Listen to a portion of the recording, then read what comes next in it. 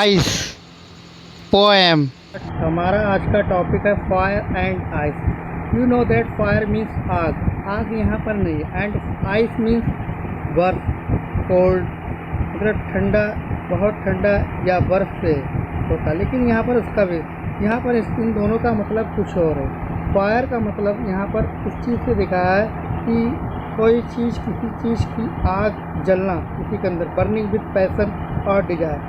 मतलब डिज़ायर किस चीज़ की, मतलब किसी चीज़ के पाने की, किसी चीज़ को डोमिनेशन करने की, या किसी चीज़ की ग्रीड होना, किसी चीज़ की चाह होना। या तो यहाँ पर ये मतलब, लेकिन जो पोएट जो है यहाँ पर इस बात को बताना चाहता है कि ये वर्ल्ड जो है ये डिस्ट्रॉय हो जाएगा, कुछ और ज़रूरत नहीं, केवल फायर और आइस ही काफ़ी है इसको तबाह करने के लिए, वर्ल्ड को, संसार को तबाह करने के लिए।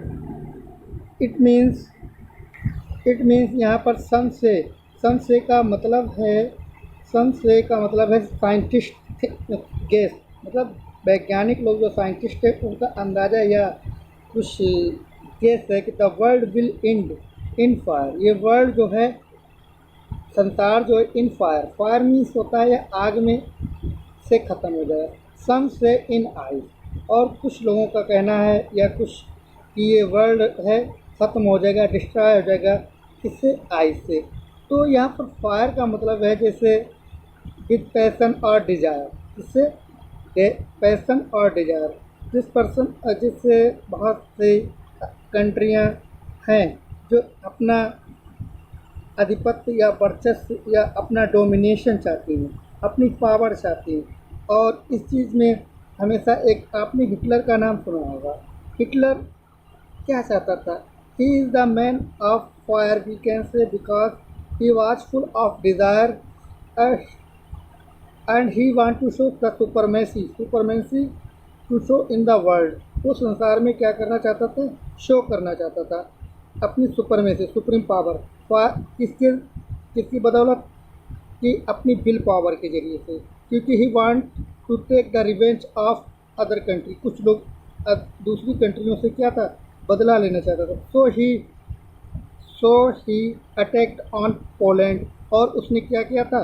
पोलैंड पर हमला किया, अटैक किया।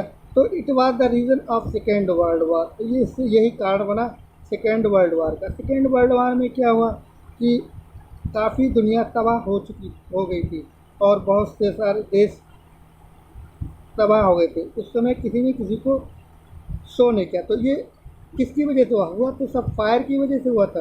तो फायर का मतलब हेट्रेड होता है, मतलब नफ़रत करना, ग्रीड होना या लालच होना, फरी, क्रुएल्टी, एवायरिस है।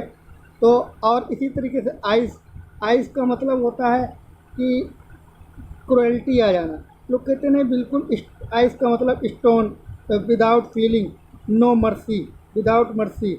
आइस का मतलब यहाँ पर नो ह्यूमनिटी, ना कोई मानवता रह जाना, ना किसी पर रहम करना, ना कोई इंसानियत। और लोग कहते नहीं, वो बिल्कुल पत्थर दिल है, स्टोन हर्ट हो जाना। तो इस तरीके से ये मानव में प्यार नहीं, no love with human being and not respect, not care to others. तो ये दो चीज़ें, two things are possible to destroy the world from what I have tested of desire. अब कह रहा है कि हमारी भी एक टेस्ट है, हमारा अपना अलग है, डिज़ायर है, मेरी इच्छा है कि, कौन कह रहा है? ये पोएट कह रहा है। पोएट कौन है? रॉबर्ट फ्रॉस्ट कह रहे हैं। ठीक, I hold with those who favour fire. I hold में उन लोगों को, होल्ड मतलब उन लोगों के बारे में बताना चाहता हूँ जो लोग किसके फायर में थे, किसके फेवर में थे? फायर के। फायर मतलब jealous, greed, to show the supremacy, to show the power. हर कोई कंट्री आज अपनी पावर में चूर है, चाहे रसिया हो, चाहे चाइना हो, चाहे अमेरिका, चाहे इंग्लैंड, चाहे भारत।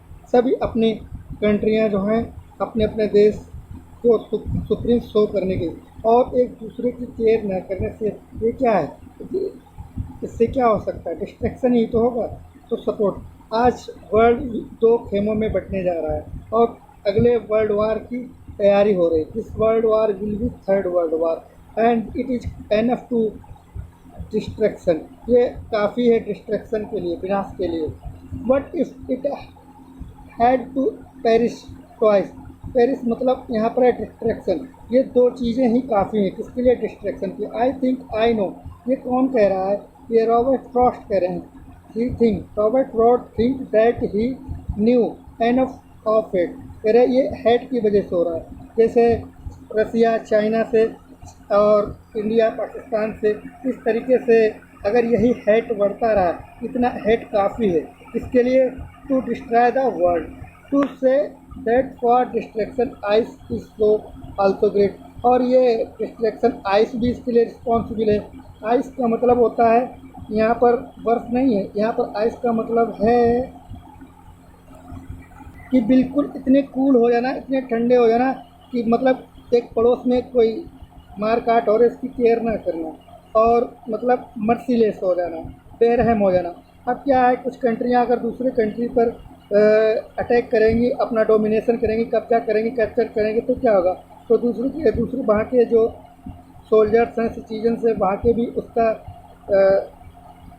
उसका जवाब देंगे, और इससे क्या होगा, एक बिकम एक ग्रेट वर्ल्ड वार। तो इससे क्या होगा, क्या एक वर्ल्ड वार होगा, तो इससे क्या हो जाएगा, तो वर्ल्ड, ये ह्यूमन स्पीसीज विल डिस्ट्रॉय, और सारी मानव जाति विनाश की ओर पहुँच जाएगी। And it we can say this age type the world will be soon reach on destruction and would suffice, और ये मतलब आइस और ये फायर, ये दोनों क्या है, सुफिस हैं, एनफ हैं, किसके लिए, खात्मे के लिए, किसके खात्मे का, टू एंड द वर्ल्ड। अब हिंदी में बता रहा, कुछ लोग कहते हैं कि संसार आग में ख़त्म होगा। आग में मतलब कौन सी आग, मतलब अपनी इच्छा की आग। अब आग रोल कैसी भी हो सकती है, चाहे लव, किसी को लव में, और चाहे किसी पावर में चूर है, कोई लव में चूर है, किसी चीज़ को पाने की चाह, और इस चाह, एक चाह, ये भी एक डिज़ायर, ये क्या चाह होती है, डिज़ायर होती है। डिज़ायर क्या होती है, it is also a type A fire, ये भी एक डिज़ायर क्या होती है, ये आग होती है। कुछ लोग कहते हैं बर्फ़ में ख़त्म हो जाएगा, मतलब इतने कूल हो जाना, इतने ठंडे हो जाना कि मतलब अपने अंदर की आत्मा को खत्म मार देना इंसानियत के लिए, इंसानियत तैयार न होना। बिल्कुल मैं विश्वास करता हूँ कि यह आग में ख़त्म हो जाएगा। ये दोनों तरीके, आइस और आग के कारण ये वर्ल्ड जो है, संसार है, सब खत्म हो जाए। परंतु यदि इससे दो बार ख़त्म होना है तो मेरे विचार से बर्फ़ भी विनाश के लिए अच्छी है और काफ़ी रहेगी। यह बर्फ़ का मतलब वो नहीं है जो आप देखते हैं, बर्फ़ जानते हैं। यह बर्फ़ का मतलब हो जाना इमोशनलेस, स्टोन हार्टेड, बिल्कुल बिल्कुल क्या हो जाए ना, stoneless. It means people will get feelingless, stone hearted and merciless and to kill each other and attack on each other, so we can say the world will be destroyed। तो यहाँ पर desire means इच्छा है, और destruction means रूइन या विनाश। तो means मतलब काफ़ी, इट इज़ एनफ।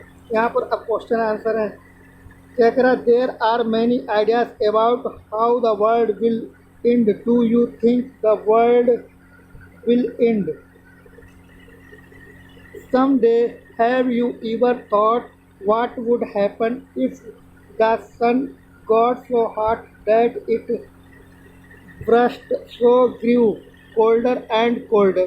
तो संसार के खात्मे के कई विचार हैं। क्या आप सोचते हैं कि संसार कभी खत्म होगा? क्या आपने सोचा है कि सूर्य इतना गर्म हो जाए कि वह फट जाए या एकदम ठंडा हो जाए? यहाँ पर इसका आंसर है क्वेश्चन का, there are many ideas how the world will end, scientists are interpreting in many ways. It is a quite possible that in the again process of a nature the world may end. The sun may be so hot that it may burst, or it may slightly be disturbed so that it creates extreme fall in the temperature and the make the climate a freezing। हम कह सकते हैं कि संसार दो तरीके से खत्म हो, या सूरज इतना गर्म हो जाए कि वो फट जाए तब खत्म हो सकता है, या इतना ठंडा हो जाए तब क्लाइमेट। अब यहाँ पर क्या था, for frost what do fire and ice stand for, where are some ideas, creed conflict, intensity, avarice, worry, coldness, cruelty, indolence, indifference, lust, rigidity, hatred.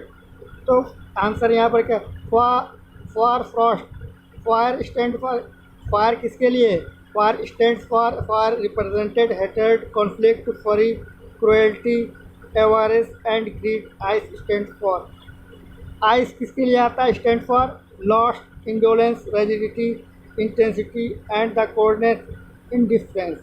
What is the rhyme scheme of the poem? How do it help in bringing out the